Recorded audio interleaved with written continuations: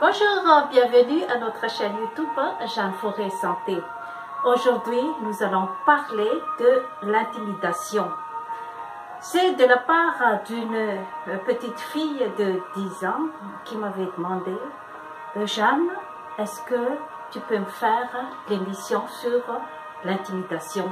Et cette émission, c'est pour elle, parce que c'est une petite fille qui est toujours intimidée à l'école. Tout d'abord, qu'est-ce que c'est que l'intimidation? L'intimidation, c'est un genre de manifestation pour diminuer quelqu'un. C'est un genre d'agressivité qu'on accorde à quelqu'un et puis ça va donner un impact négatif sur la personne concernée. L'intimidation est aussi l'envie de dominer et de contrôler une personne.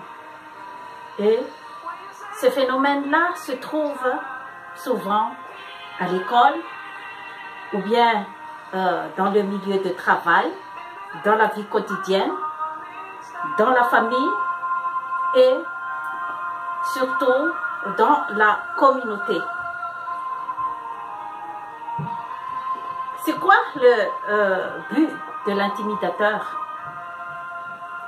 Le but de l'intimidateur, c'est de soumettre la personne et d'humilier la personne jusqu'à ce que cette dernière va succomber jusqu'au suicide ou jusqu'à la dépression nerveuse, à des diverses maladies, ou bien la personne renonce à quelque chose qui lui fait du bien, ou bien la personne va sombrer dans le désespoir total vu la destruction de la personne lui-même.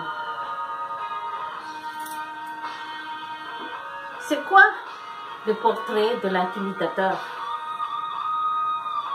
L'intimidateur, c'est souvent quelqu'un qui est un manipulateur, quelqu'un qui cherche toujours à se manifester pour être le maître, le contrôleur dans la société, pour pouvoir humilier quelqu'un. D'habitude, cette personne-là, ce sont des gens malheureux, c'est-à-dire quelqu'un qui manque d'estime de lui-même, quelqu'un qui a été malheureux dans son enfance, quelqu'un qui avait subi aussi la violence, soit physique ou psychologique, dans sa vie. Et cette souffrance, il veut le projeter à tout le monde autour de lui. Et faites attention, l'intimidateur, c'est quelqu'un qui est très intelligent et qui sait influencer le monde autour de lui. Donc c'est ça le danger de l'intimidation.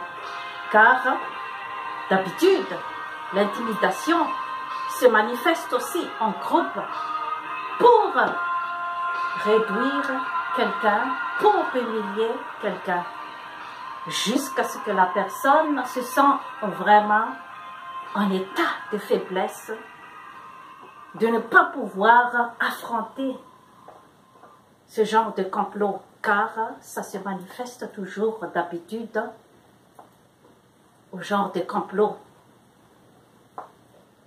C'est qui le cible de l'intimidation? Le cible de l'intimidation, ce sont toujours d'habitude quelqu'un qui n'est pas comme les autres, quelqu'un qui est tout le temps différent des autres et pense différemment, quelqu'un qui a une qualité qu'on n'accepte pas dans la société, dans la communauté. Quelqu'un qui représente ce qu'on appelle quelqu'un qui ose se montrer lui-même. C'est quelqu'un aussi qui ne peut pas se défendre. Ça aussi, c'est dans les portraits des victimes. Car le cible de l'intimidateur, c'est cette faiblesse venant de la personne qui ne sait pas se défendre. Donc, l'intimidation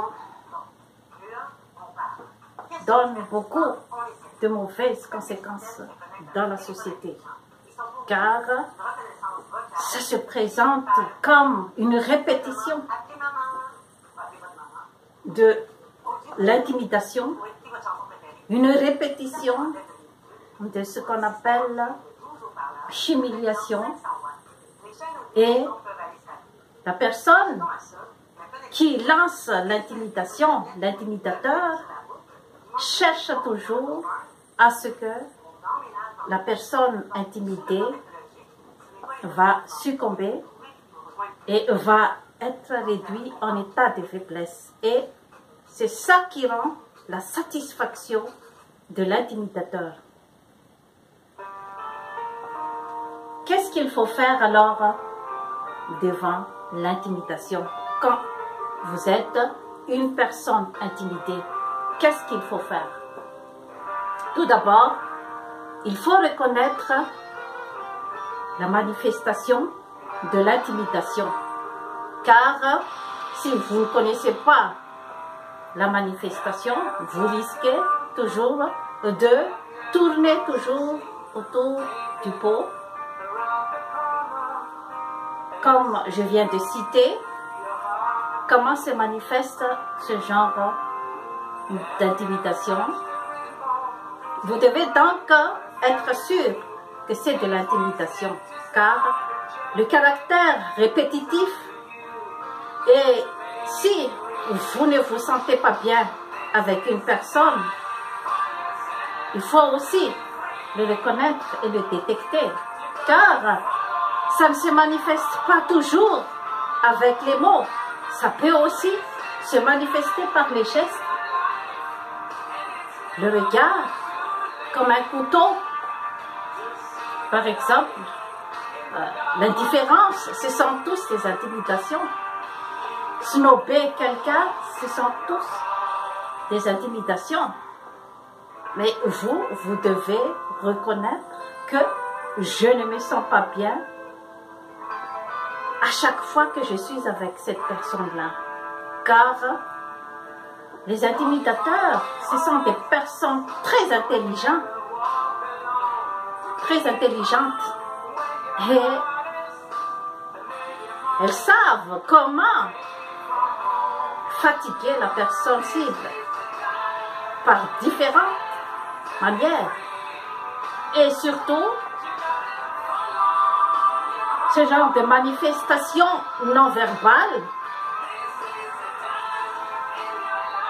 c'est le plus pire, car la personne intimidée ne peut pas vraiment s'exprimer, ne peut pas vraiment décrire ce qu'elle ressent, car avec les gestes, la personne peut dire non, l'intimidateur peut dire non, je n'ai pas fait ça, je n'ai pas pensé ça, peut-être que c'est toi peut-être qui pense négatif, mais non, je n'ai pas pensé à t'offenser, alors que le message était passé avec le non-verbal. Ce qu'il faut faire, si la personne, qui que ce soit, vous pouvez s'éloigner de la personne parce que vous sentez que vous ne vous sentez pas bien en sa présence. Donc, fuyez le plus vite possible. Le pire, c'est que l'intimidateur peut se trouver dans le milieu de travail. Et là, c'est très très difficile, car ça peut être aussi votre patron. Alors que vous avez besoin d'argent pour vivre. En ce moment-là, qu'est-ce que vous devez faire? Si l'intimidation est vraiment répétitive, et puis vous constatez vraiment que c'est de l'intimidation, si par exemple c'est verbal, vous pouvez écrire dans un petit carnet à chaque fois que la personne vous lance des phrases qui vous blessent. Vous allez écrire la date et l'heure où la personne avait lancé ce genre de phrases qui vous offensent. Et vous allez remplir les pages pour raconter tout ce que vous avez remarqué et senti. Et vous allez voir une autorité compétente pour ça. Il y a sûrement quelqu'un qui peut vous aider pour arrêter ça. Si l'intimidation se passe, par exemple, chez une amie, dans les cercles de la communauté, vous pouvez tout simplement vous écarter.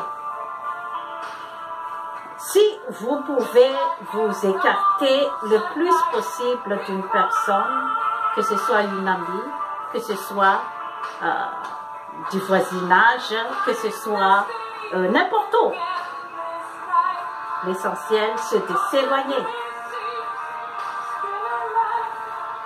Concernant la cyber-intimidation, là c'est très difficile.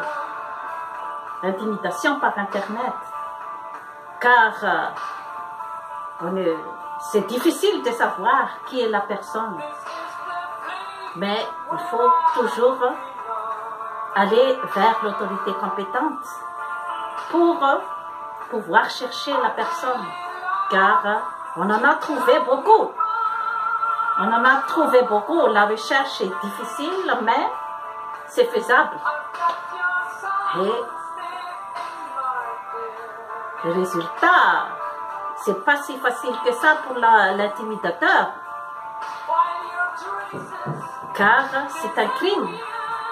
L'intimidation, c'est un crime contre l'humanité. Et puis c'est une lâcheté. Car on tue derrière le dos de la personne.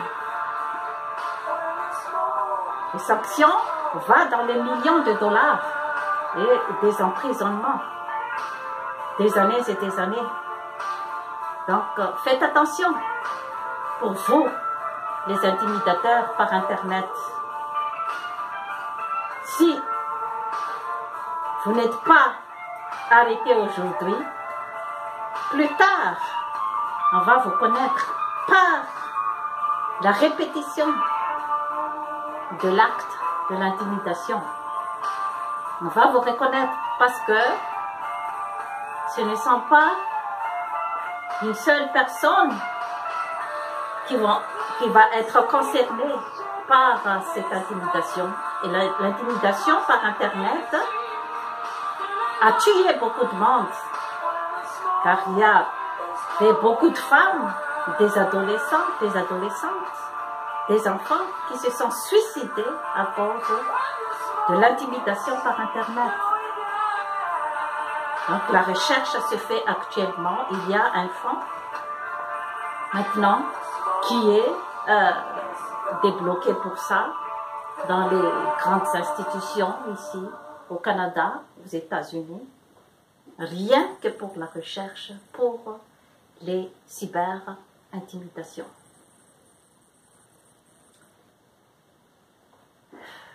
Qu'est-ce qu'il faut faire aussi pour lutter contre l'intimidation? L'intimidation, comme je vous dis, a déjà existé, existe encore et existera encore. Car on ne peut pas être comme tout le monde. Le cible, c'est la personne qui s'exprime, qui exprime sa personnalité. La personne qui possède des qualités plus que les autres. Moi-même, j'ai été intimidée plusieurs fois pendant mon enfance et jusqu'à maintenant. Et j'ai consulté des psychologues pour ça, et puis ils m'ont dit que le succès a un prix dans la vie, il faut que tu le saches. Sinon, reste comme tout le monde, à ne rien faire. Le succès, ça vous mène à l'isolement. C'est le prix à payer. Et moi, je disais, non, je ne pense pas que j'ai un succès que ça, là. Et puis, il y a une psychologue, Antoinette Layoun, c'est une femme très brillante, une femme brillante, psychologue, qui m'a dit que tu es un diamant, mais tu ne le connais pas, tu ne te connais pas. Et moi, je dis, oh, je ne sais pas que je brille en tant que ça. Il a dit, il faut que tu te reconnaisses, sinon tu vas tout le temps plonger dans la souffrance. Il faut prendre ta place, parce que tu ne veux pas admettre que tu es une autre personne qui ne ressemble pas aux autres. Essaye de t'accepter. Eh bien, je l'ai écouté. C'est pour ça que je me suis consacrée au développement personnel. Il faut grandir, avancer et ne pas regarder et recevoir toutes les méchancetés et les énergies négatives venant de l'extérieur. Il faut se focaliser à ton objectif. C'est pour ça que j'ai ouvert ma chaîne YouTube pour aider les gens à se reconstruire et à exprimer leur personnalité. On a besoin de s'exprimer pour avancer dans la vie. On a besoin d'être soi-même. On a besoin d'être bien avec nous-mêmes. Parce que les intimidateurs, ce sont des gens qui ne se sentent pas bien avec eux-mêmes, qui souffrent et qui ont été aussi intimidés peut-être. Et ils pensent que la solution, c'est en rendant leur souffrance aux autres, alors que c'est faux. La destruction, ce n'est jamais une solution dans la vie.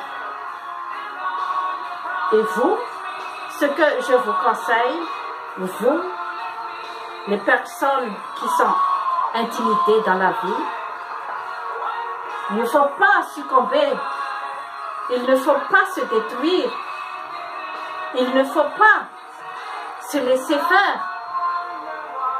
On ne recourt pas à la vengeance,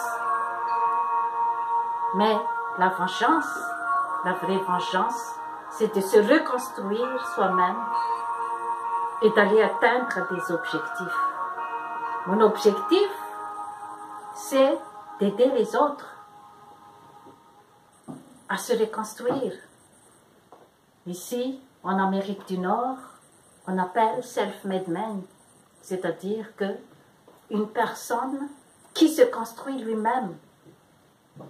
Et c'est mon but quand j'ai ouvert la chaîne YouTube Jeanne Fourré Santé, c'est de vous aider à vous sentir mieux, à vous sentir bien avec vous-même et à vous reconstruire vous-même. Car personne d'autre ne peut pas faire à votre place. Il faut s'entretenir, être en santé physiquement et mentalement pour pouvoir affronter la vie. Bien manger, faire des exercices physiques et puis il faut être fort mentalement en faisant la méditation, les séances de concentration, en s'impliquant un peu plus dans l'art. La thérapie par la musique, ça aide beaucoup à être bien avec soi-même, car maintenant, on croit que les pilules de bonheur, ce sont les pilules antidépresseurs, ce sont les pilules contre l'anxiété, la pilule contre l'hyperactivité chez les enfants. Il faut faire sortir les enfants, il faut les faire jouer dehors pour qu'ils dépensent leurs énergies. Il ne faut pas rester tout le temps devant l'ordinateur, à faire des jeux dans l'internet et tout ça. Vous les adultes, il faut faire des exercices physiques, faites la marche, faites à la danse, écoutez la musique. C'est comme ça qu'on se débarrasse du mal de vivre. Car même une histoire de constipation, il faut que vous réglez d'abord votre constipation. Parce que la constipation peut entraîner l'irritabilité, un état de dépression chez une personne. Donc, il faut que vous allez faire face à votre propre problème. Car si le problème, le vrai fondement du problème n'est pas résolu, donc c'est ça qui crée l'énergie négative à la personne, et cette énergie négative va se répercuter autour de votre environnement, qui peut vraiment détruire votre entourage. Si vous n'arrivez pas à maîtriser, par exemple, votre diabète, votre hypertension artérielle, c'est pour ça que je fais toutes les explications sur les maladies chroniques qui peuvent vraiment affecter la personne et qui peuvent entraîner le mal-être. Les maladies chroniques, il y a les médecins qui sont là pour vous aider, par exemple, pour vous aider pour le diabète et l'hypertension artérielle, la dépression nerveuse, car je vous dis que, par exemple, le diabète, c'est pas vraiment une maladie, c'est un état chronique de la personne, c'est-à-dire que la personne ne peut pas utiliser le sucre comme il faut. Donc, c'est quelque chose qui se soulage, qui se règle, mais on ne guérit jamais du diabète. Ça, c'est un message que je vous dis. Alors, il faut que vous allez vivre avec et le soulager. Il ne faut pas que le diabète vous domine. Il faut que vous arrivez à dominer le diabète. Donc, c'est un peu comme ça, c'est ça qui amène beaucoup de violence dans la société. Cette intolérance. Il y a aussi des gens qui ne sont pas diabétiques, mais intolérants au sucre, par exemple, mais qui ne se connaissent pas. Donc, c'est pour ça qu'il faut bien voir de près c'est quoi votre problème. Car le sucre, pour les gens qui ne tolèrent pas le sucre, devient à un moment donné une drogue. Je vais faire des émissions plus détaillé sur ce sujet. Sur ce, je vous remercie de votre attention pour cette émission de l'intimidation. Je ne suis pas quelqu'un qui aime dire lutter contre l'intimidation. Moi, je préfère dire promouvoir le bien-être et l'amour. Je ne suis pas quelqu'un qui aime dire lutter, parce que le mot lutter, c'est-à-dire que ça va engendrer encore plus la violence et la lutte. Mais je ne dis pas lutter contre la haine, mais promouvoir l'amour, par exemple. Je ne dis pas lutter contre la maladie, je dis promouvoir la santé et le bien-être. Sur ce, pour cette émission, je souhaite à tout le monde qui ne se sent pas bien avec eux-mêmes, qu'ils vont faire un cheminement avec lui-même et qu'il va se reconnaître. Il va savoir enfin qu'il y a quelque chose de bien en eux, mais ils ne le savent pas. Si on ne fait pas le cheminement sur soi-même, on ne sait pas sa vraie valeur. Abonnez-vous à notre chaîne YouTube et likez. Bye bye.